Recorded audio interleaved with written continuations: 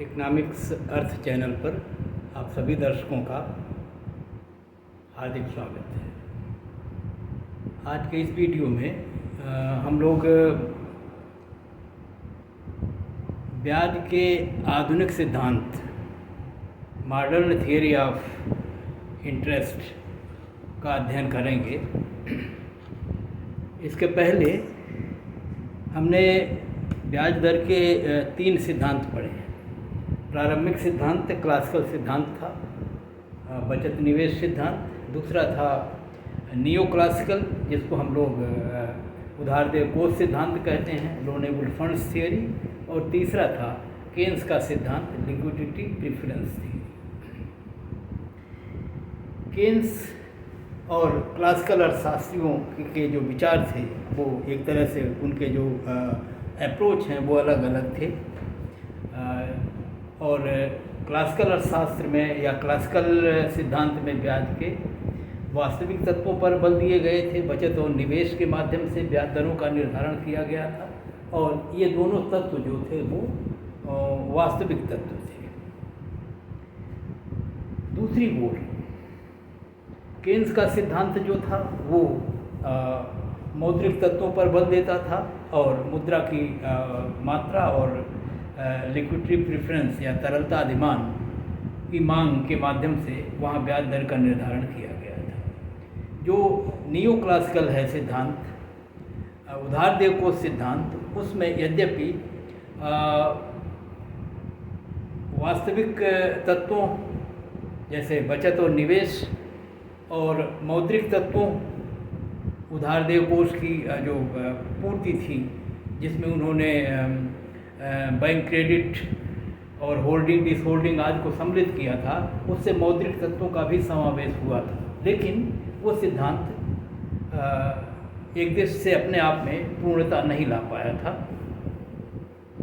और तीनों सिद्धांतों में एक कमी देखी गई थी, जिसमें ये कहा गया था कि ये तीनों सिद्धांत एक दृष्टि से इनडिटर्मिनेट हैं। और जिसमें हमने देखा है कि क्लासिकल सिद्धांत में ये देखा गया था कि बचत एक तरह से आय पर निर्भर होती है, और बिना आय के दृष्टि में रखते हुए हम ब्याज दरों का निर्धारण नहीं कर सकते।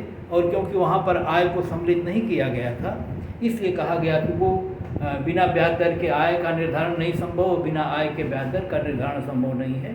और इस तरह से वो थियरी इनडिटर्मिनेट थी, क्योंकि इन्हीं बचत और निवेश का उपयोग उधार दे कोष सिद्धांत में हुआ था, और इस नाते ये दोष उस पर भी लगा। लेकिन केन्स के सिद्धांत में भी ये अपूर्णता रही, और केन्स के सिद्धांत में भी कहा गया कि केन्स के सिद्धांत में भी आय को सम्मिलित नहीं किया गया है, केवल मौद्रिक तत्वों को सम्मिलित किया गया है। और क्योंकि आय ब्याज दरों को प्रभावित करती है और ब्याज दरें आय को प्रभावित करती हैं, और दोनों का जब तक एक साथ निर्धारण नहीं होता तब तक ब्याज दरों का निर्धारण संभव नहीं है। और इसे कहा गया कि ये भी इनडिटर्मिनेट है।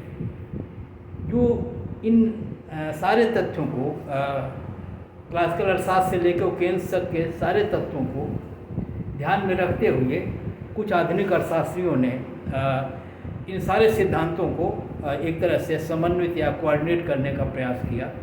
उसमें से 2 नाम बहुत प्रमुख हैं, और एक हैं J.R. हिक्स और दूसरे हैं A.H. हैंसन।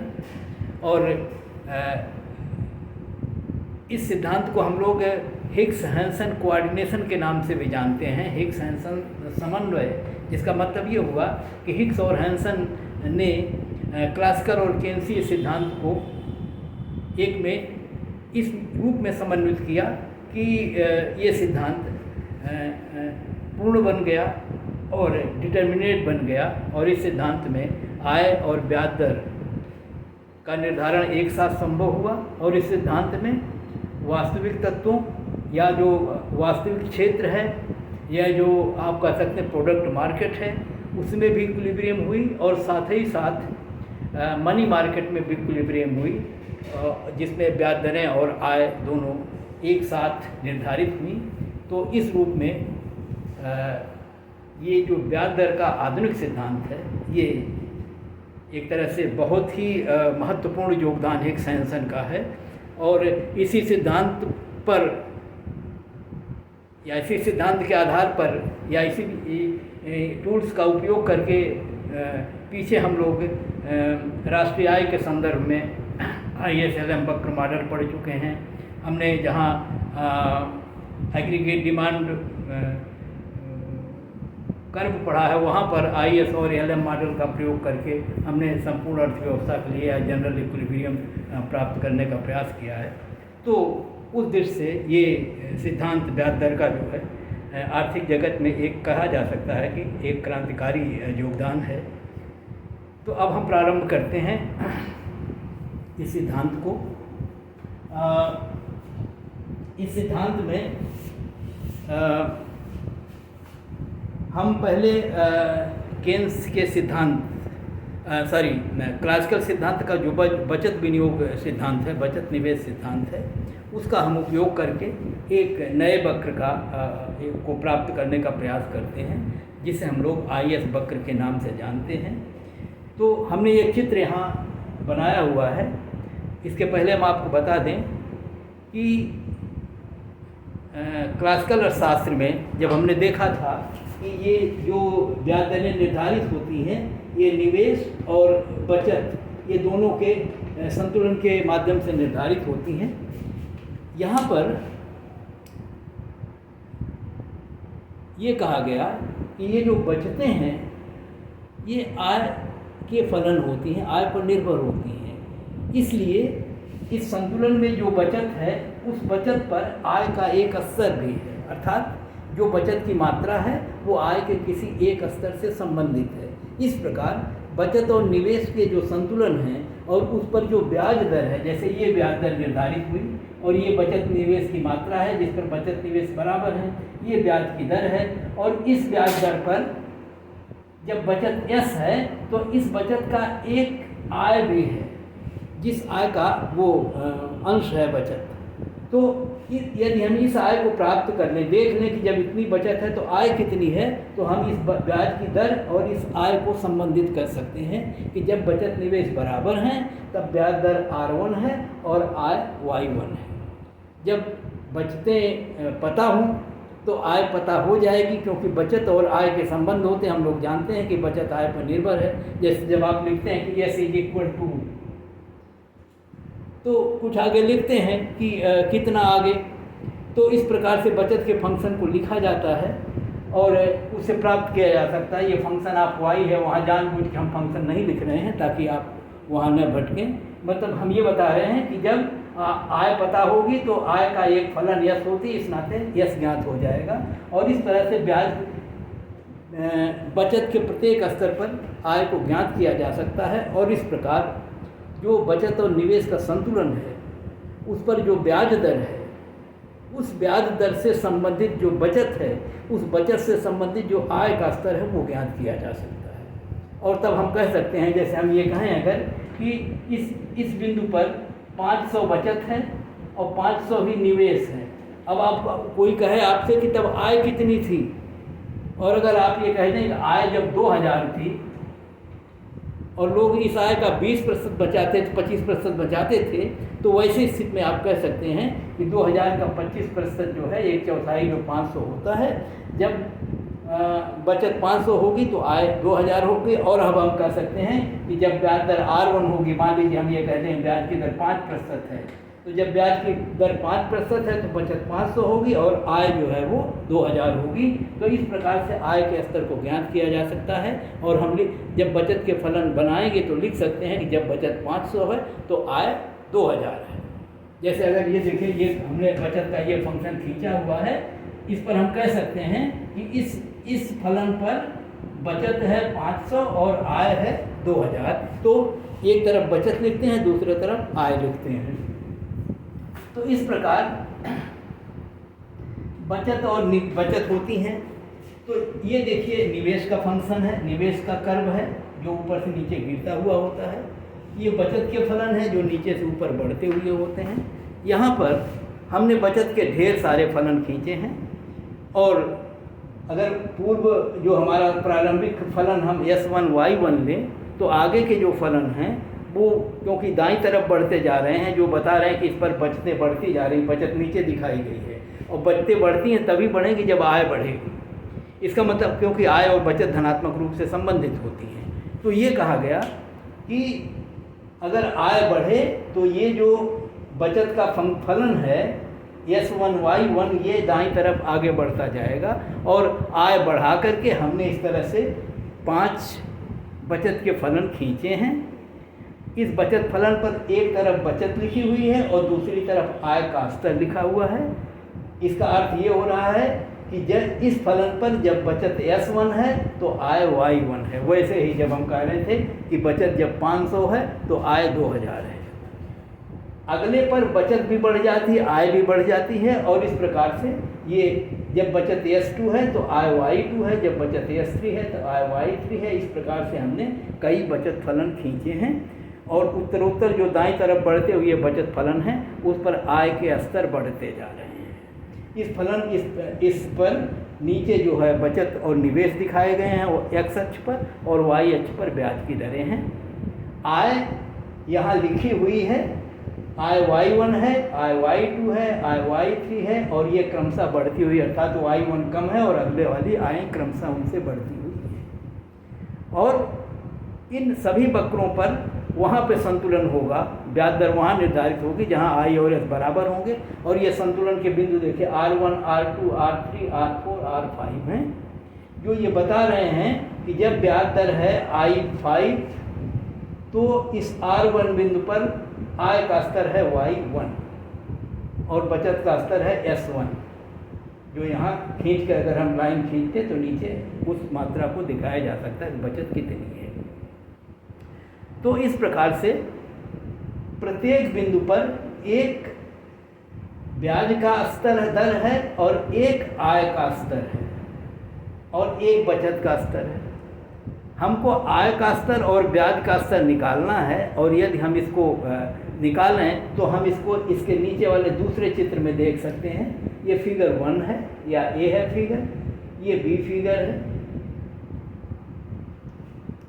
और यहाँ से अब हम इस पर आय का स्तर दिखाएंगे, इनकम दिखाएंगे और इनकम है Y1, Y2, Y3, Y4, Y5 और ये क्रमशः बढ़ती हुई हैं, इस नाते आयों को क्रमशः बढ़ता हुआ लिखा गया है। और जब आय का स्तर है Y1 तो R1 बिंदु पर ब्याज का स्तर है I5, तो हमने लिख दिया कि Y1 जब आय है तो ब्याज का स्तर इस R1 बिंदु पर I5 है और दोनों को दिखाया जाए तो इस तरह से एक बिंदु मिलेगा। यहाँ पर इस चित्र में जो R1 है वो ब्याज दर को दिखा रहा है और आय के स्तर को दिखा रहा है। तो और ये हम यहाँ से प्राप्त करते हैं कि R1 पर ब्याज दर है I5 और आय है Y1, तो हमने Y1 लिखा, ये लिखा क्योंकि Y2 I1 से बड़ा है, Y2 आगे आया और ये ब्याज दर इससे कम है तो ये नीचे 4 आई।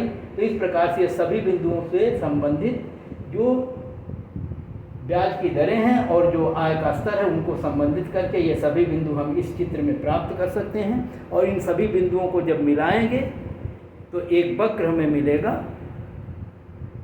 इस वक्र की जो विशेषता है वो ये है कि इसके इस R1, R2, R3, R4, R5 बिंदुओं पर बचत और निवेश दोनों बराबर हैं। यदि बचत और निवेश के स्तर अलग अलग हैं सब पर, लेकिन उस बिंदु पर बचत और निवेश दोनों बराबर हैं, अर्थात अर्थव्यवस्था में संतुलन है, बचत और निवेश बराबर हैं। या आप कह सकते हैं कि जो प्रोडक्ट मार्केट है, क्योंकि बचत और निवेश वास्तविक चर हैं और वास्तविक चरों की बाज़ार को हम प्रोडक्ट मार्केट कहते हैं। तो ऐसी स्थिति में यहाँ पर प्रोडक्ट मार्केट में इक्विलिब्रियम है और इन बिंदुओं को मिलाते हैं तो हम कहते हैं ये 5 बिंदु हमने यहाँ पर चिन्हित किए हैं, लेकिन इनके सभी बिंदुओं पर बचत और निवेश बराबर हैं और उन्हीं बिंदुओं को मिला के ही ये वक्र बना है।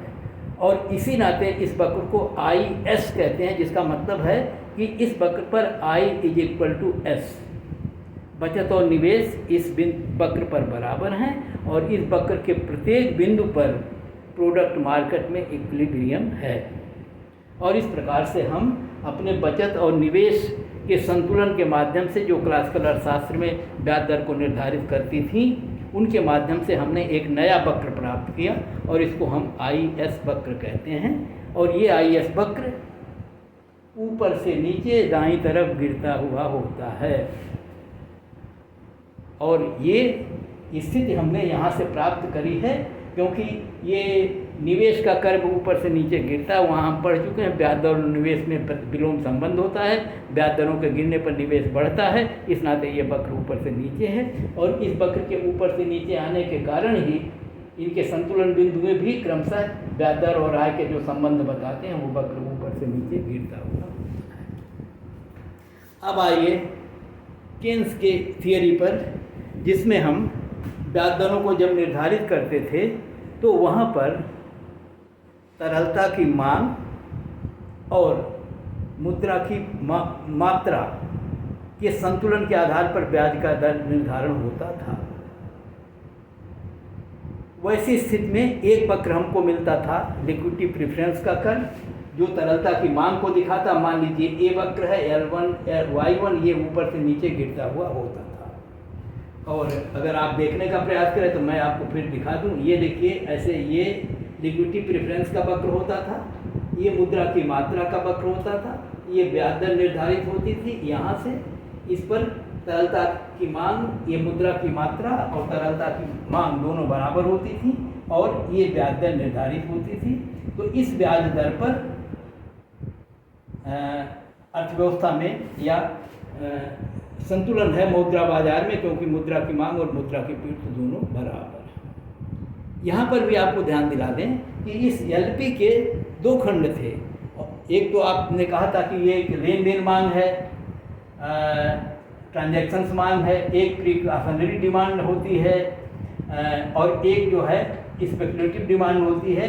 ये दोनों जो मांग हैं ये आय के फलन होती हैं, तो ये फंक्शन ऑफ Y होती हैं। इसका मतलब ये है कि इस LP में ये जो दो खंड जुड़े हुए हैं, पूर्वकल्प, ये लेन देन मांग मुद्रा की और मुद्रा की जो है ये पूर्वोपाय मांग है, इन दोनों मांगें आय से प्रभाव निर्धारित होती हैं। इसका मतलब है कि इस वक्र में इन दोनों के आधार पर यह ज्ञात किया जा सकता है कि आय का स्तर क्या है, और इस बिंदु पर भी एक आय का स्तर होगा। इसका मतलब है कि LP वक्र पर जहाँ संतुलन है उस बिंदु पर आय का एक स्तर है, और उस स्तर को ज्ञात किया जाए तो हम बता सकते हैं कितना है।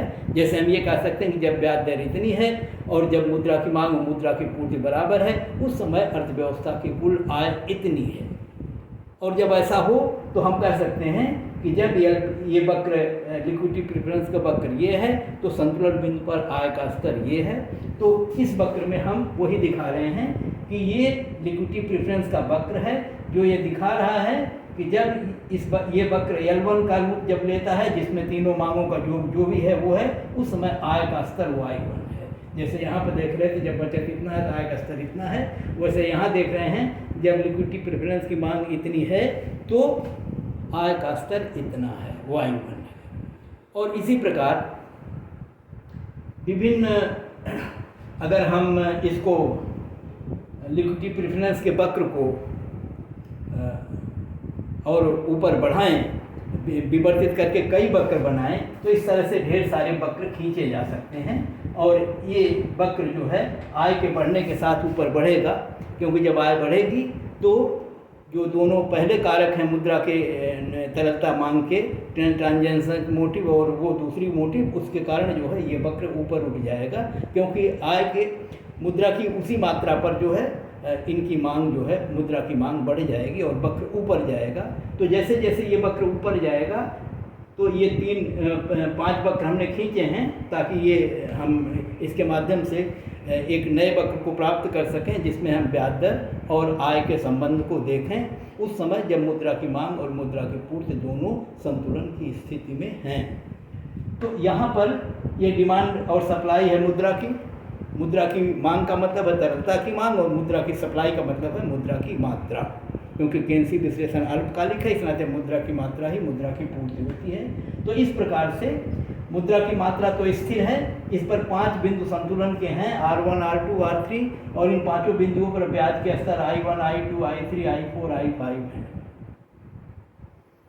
और इन पांचों बिंदुओं से या इन वक्रों से संबंधित ये आय के स्तर हैं Y1, Y2, Y3, Y4, Y5। इसका मतलब R1 बिंदु पर जब ब्याज दर I1 है तो आय Y1 है, R2 बिंदु पर जब ब्याज दर I2 है तो आय Y2 है। ऐसे ही सभी बिंदुओं पर एक ब्याज की दर है, एक आय का स्तर है।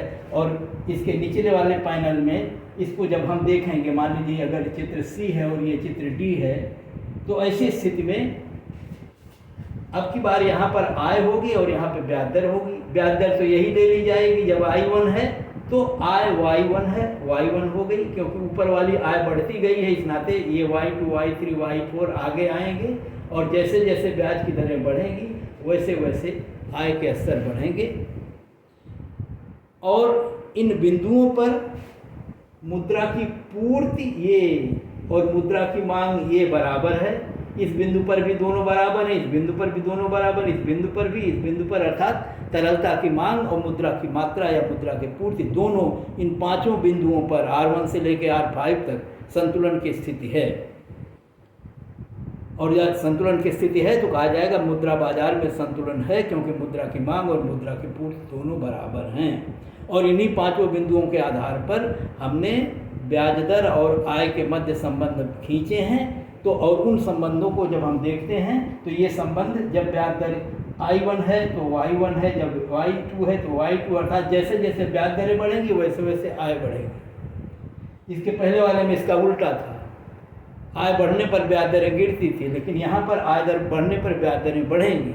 और इस प्रकार इन बिंदुओं को मिला के जो वक्र बनेगा वो वक्र नीचे से ऊपर उठता हुआ वक्र होगा, क्योंकि इन सभी बिंदुओं पर मुद्रा की मांग और मुद्रा की पूर्ति, अर्थात लिक्विडिटी की मांग और मुद्रा की सप्लाई M, L और M दोनों बराबर हैं। इस नाते इस वक्र पर को हम L बराबर M है इस वक्र पर, तो इसका नाम दे दिया गया LM वक्र। तो इस वक्र को हम LM वक्र कहते हैं। और ये वक्र नीचे से ऊपर उठता हुआ होता है, जो ये प्रदर्शित करता है कि ब्याज दरों के बढ़ने पर यदि मुद्रा बाजार में संतुलन है और मुद्रा की मांग और मुद्रा की पूर्ति दोनों बराबर रहें तो ब्याज दरों के बढ़ने के साथ साथ आय का स्तर भी बढ़ता है, दोनों में धनात्मक संबंध है। और ये वक्र नीचे से ऊपर उठता हुआ होता है। जैसे जैसे ये वक्र, यहाँ इतने केवल बता रहे हैं क्योंकि समय नहीं है, कभी जहाँ चर्चा होगी वहाँ बताएंगे। और अगर मेरे दूसरे वीडियो को आप देखेंगे LM वक्र और IS वक्र के, वहाँ से पढ़ सकते हैं, वहाँ डिटेल इसकी व्याख्या और ये बताया गया है कि प्रारंभिक स्थिति में इधर ये वक्र जो है अधिक लोचदार होता है और आगे वाली स्थितियों में ये वक्र बेलोचदार होता है, अर्थात पहले इसकी ढाल कम होती है और बाद में ये ढाल बढ़ती है। तो LM वक्र का ये स्वरूप होता है। तो इस तरह से LM और IS वक्रों को जब हम प्राप्त कर लेते हैं तो हम दोनों के मध्य संतुलन ज्ञात कर सकते हैं। और वो संतुलन की स्थिति इस तीसरे चित्र में है, जहाँ से इस B चित्र का हमने IS वक्र लिया है और इस D चित्र का LM वक्र लिया है, और दोनों वक्रों को यहाँ हमने बनाया है। तो IS वक्र ऊपर से नीचे गिरेगा, LM वक्र नीचे से ऊपर जाएगा, और इस बिंदु पर संतुलन होगा E बिंदु पर, और E बिंदु पर जहाँ संतुलन होगा वहाँ पर ब्याज दर जो निर्धारित होगी वो R होगी, ये I होगी, और आय का स्तर जो है वो Y होगा, क्योंकि Y अक्ष पर इन दोनों चित्रों में इनकम दिखाई गई है X अक्ष पर, और Y अक्ष पर दोनों में ब्याज की दर दिखाई गई है। और इस नाते इस दोनों चित्रों में जब यहाँ संतुलन स्थापित होगा तो ब्याज दर होगी I और आय का स्तर होगा Y। यहाँ पर IS वक्र ये बताता है कि इस संतुलन बिंदु पर I बराबर S है, और ये बताता है कि L बराबर M है। जब I बराबर S होता है तो प्रोडक्ट मार्केट में या वस्तु बाजार में संतुलन की स्थिति होती है। जब L बराबर M होता है तो मुद्रा बाजार में संतुलन की स्थिति होती है। और क्योंकि इस बिंदु पर दोनों बराबर हैं, सब बराबर हैं, I बराबर S बराबर L बराबर M, वैसी स्थिति में ये कहा गया कि इस बिंदु पर जो संतुलन निर्धारित है ये एक तरह से जनरल इक्विलिब्रियम की तरह है, या जो हम लोग कह रहे थे तीनों पिछले सिद्धांत को जो हम कह रहे थे कि इनडिटर्मिनेट हैं, क्योंकि ब्याज दर और आय और ब्याज दर का साथ साथ निर्धारण नहीं हुआ है। तो इस सिद्धांत में हम पाते हैं कि जब ब्याज दर आई है तब आय वाई है, और जब ये दोनों संतुलन में हैं या जब ये ब्याज दर है और ये आय का स्तर है, उस समय आई बराबर एस भी है, एल बराबर एम भी है। इसका मतलब बचत निवेश बराबर हैं कि जो क्लासिकल सिद्धांत में कहा गया था वो भी प्राप्त हो गया। केन्सी सिद्धांत में कहा गया एल बराबर एम है तो वो भी प्राप्त हो गया। और दोनों सिद्धांतों में एक कमी थी कि ब्याज दर के साथ आय का निर्धारण नहीं हुआ था, और इस सिद्धांत में ब्याज दर के साथ आय का भी निर्धारण हो गया। और इस थ्योरी को अब हम कहते हैं ये डिटर्मिनेट थ्योरी है, ये निर्धारण या निर्धार्य सिद्धांत है। अर्थात इस सिद्धांत के आधार पर ब्याज दर का निर्धारण किया जा सकता है और ब्याज दर के साथ साथ आय भी निर्धारित होगी, और अर्थव्यवस्था में सब कुछ संतुलन की स्थिति में होगा। जब आई बराबर एस होगा, जब बचत बराबर निवेश होगा, तो कुल आय बराबर कुल व्यय भी होगा, आप सभी जानते हैं। इसी तरह से जब मुद्रा की मात्रा मुद्रा की मांग के बराबर होगी तो दोनों बाजारों में एक साथ संतुलन की स्थिति होगी। और ये एक तरह से अंतिम सिद्धांत ब्याज दर का कहा जा सकता है, और जिसमें पिछले सभी सिद्धांतों की सारी कमियां दूर हो गई हैं। और ये सिद्धांत और इसी सिद्धांत पर, जैसा हमने पीछे भी बताया कि अर्थशास्त्र के मैक्रो इकोनॉमिक्स से बहुत आगे सारी संकल्पनाएं जो हैं एलएम और आईएस वक्रों पर आधारित हैं, और इस दृष्टि से इसका बहुत ही महत्वपूर्ण योगदान है। अब जरा हम देख लें कि क्या इस आईएस और एलएम वक्रों में विवर्तन हो सकता है, क्या ये सरक सकते हैं अपने स्थान से ऊपर नीचे, और यदि सरकते हैं तो कैसे या किस प्रकार से। तो उस रूप में अगर हम देखने का प्रयास करें तो हम आपको दिखा सकते हैं कि एलएम वक्र में विवर्तन कैसे होता है।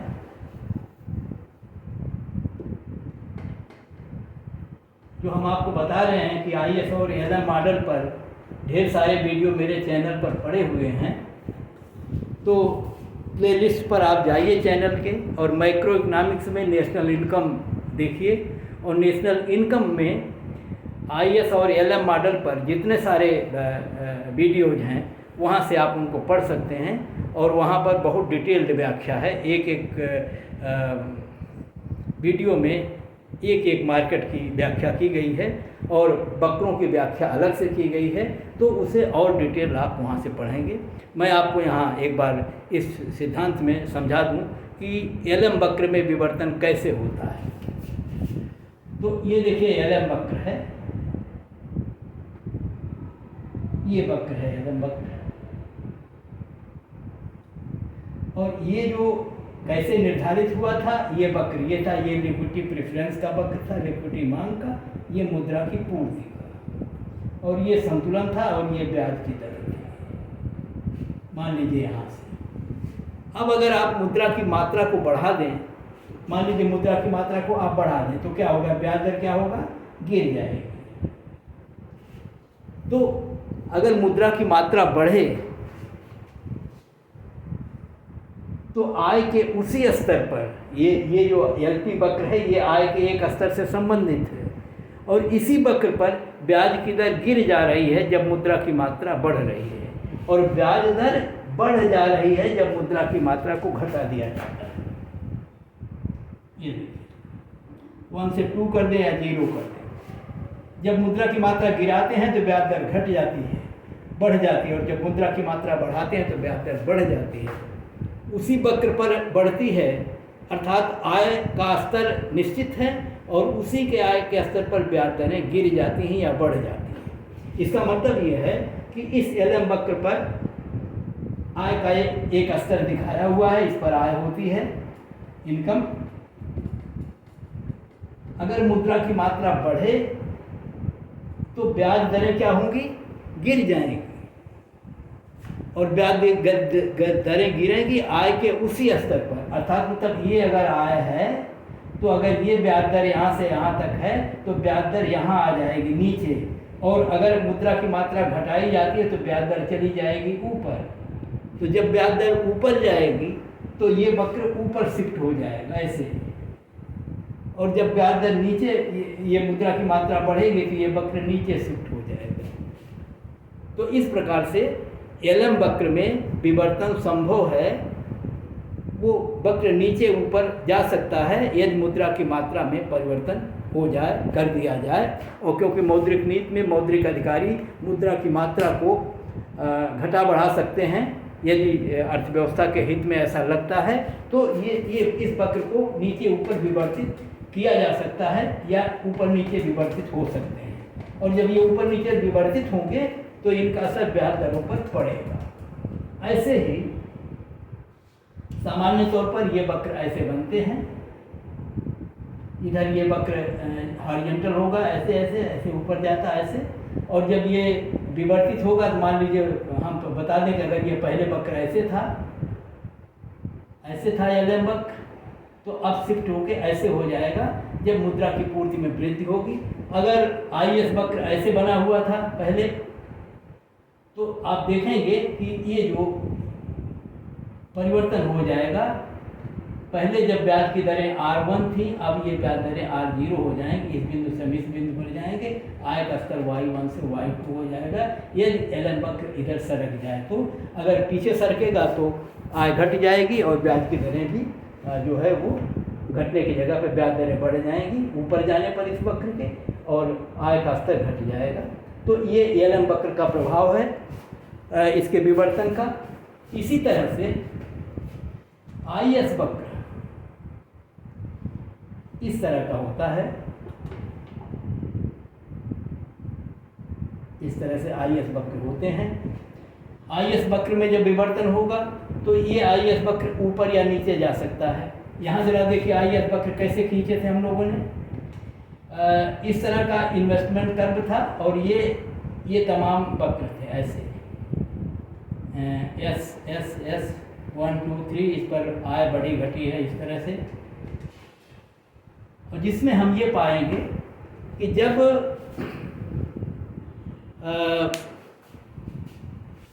आय के स्तर में परिवर्तन होता है, जब आय बढ़ती है तो इसी बढ़ी हुई आय पर बचत निर्भर होती है और दोनों के बीच धनात्मक संबंध होता है। तो जब आय बढ़ती है तो बचतें भी बढ़ती हैं, और बचत और ब्याज दर के संबंध हम जानते हैं विपरीत संबंध होते हैं।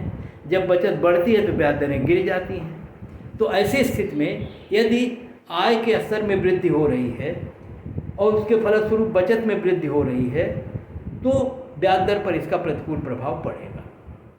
लेकिन यहाँ पर हमको आय को स्थिर रखना है और स्थिर रखते हुए देखना है कि बचत तब कैसे बढ़ती है। तो वैसे स्थिति में जो बचत में वृद्धि होती है, ये बचत की जो प्रवृत्ति है प्रोपेंसिटी टू सेव, ये जो बचत की प्रोपेंसिटी टू सेव है, बचत प्रवृत्ति जिसको आप कहते हैं, इसमें वृद्धि हो सकती है।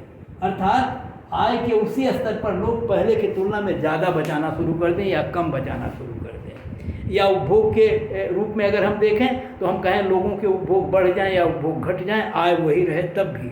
तो ऐसी स्थिति में जब उपभोग फलन या बचत फलनों का में परिवर्तन होता है और उपभोग की सीमांत प्रवृत्तियाँ या बचत की सीमांत प्रवृत्तियाँ बदलती हैं, उस स्थिति में बचत बढ़ जाती है या घट जाती है। और अब हम कह सकते हैं कि आय के स्तर के दिए हुए होने पर अगर बचतें बढ़ती हैं तो उसी आय के स्तर पर ब्याज दरें गिर जाएंगी, और जब उसी आय के स्तर पर ब्याज दरें गिर जाएंगे तो आईएस वक्र जो है वो देखिए आय का स्तर वही है, ब्याज दर पहले ये थी, अब घट के यहाँ जाएगी तो ये वक्र नीचे जाएगा, और अगर बचतें घट जाती हैं तो ब्याज दर बढ़ेगी, और जब ब्याज दर बढ़ेगी तो आईएस यहाँ जाएगा।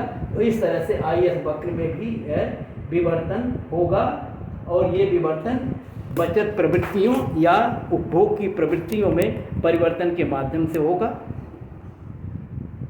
तो इस दृष्टि से हम ये बता रहे हैं आपको कि जो आईएस वक्र और एलएम वक्र हैं उनमें विवर्तन संभव है, और ये विवर्तन जो है वो मुद्रा बाजार वाले में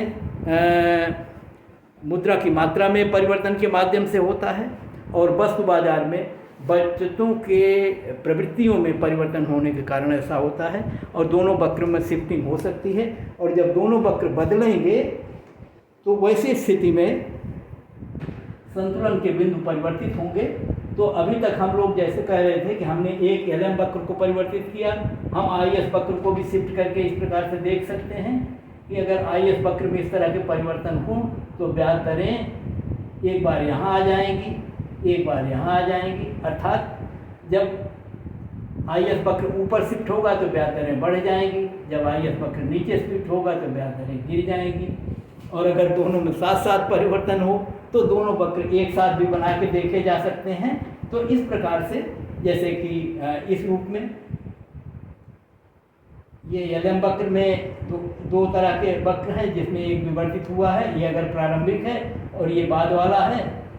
और अगर ये IS वक्र है जिसको इस तरह से खींचे जा सकते हैं, ये IS पहला है, ये IS दूसरा है। और अगर हम कहें कि प्रारंभिक स्थिति यहाँ है और अगर दोनों बदल जाएं, ये भी इधर चला जाए, ये भी इधर चला जाए, तो संतुलन बिंदु यहाँ हो जाएगा, या एक ही बदले तो संतुलन बिंदु यहाँ हो जाएगा, या केवल ये बदले और ये बदले तो संतुलन बिंदु, इस तरह से तमाम ब्याज दरों पर इनके प्रभावों को देखा जा सकता है। तो